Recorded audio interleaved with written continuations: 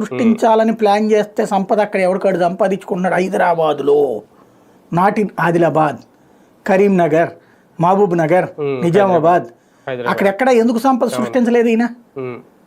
25 జిల్లాలలో ఎక్కడ సంపద సృష్టించారు?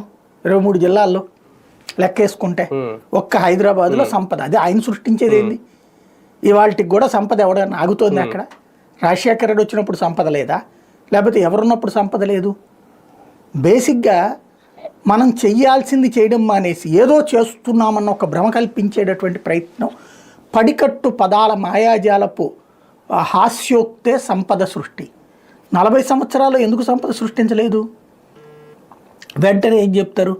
చాలామంది అప్పట్లో సాఫ్ట్వేర్లు అయ్యారు, వాళ్ళు అయ్యారు అన్నటువంటిది. వాళ్ళు అయ్యారు సాఫ్ట్వేర్లు, వాళ్ళ ఆస్తి అమ్ముకునినా లేకపోతే ప్రభుత్వం ఇచ్చిన ఆస్తులతోనా వాళ్ళు అయ్యింది?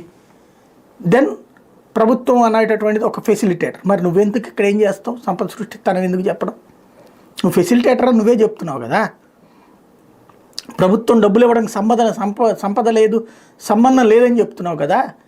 ప్రజలే సంపద సృష్టించుకోవాలని చెప్తున్నావు కదా. మరి ఇంకా నువ్వేంటి చేసేది ఇక్కడ? సంపద సృష్టి అనే కాన్సెప్ట్కి మౌలిక వసతుల కల్పనతో పాటు వివిధ రకాలు, ఇప్పుడు ఫర్ ఎగ్జాంపుల్ నీకెందుకు, నేను ఆయన దగ్గర నుంచి ఇప్పుడు వీళ్ళ పర్పస్ ఏంటి చెప్పేటటువంటిది, ఓ రకంగా ఒక స్వచ్ఛంద ఏజెన్సీ తరహా వ్యవహారం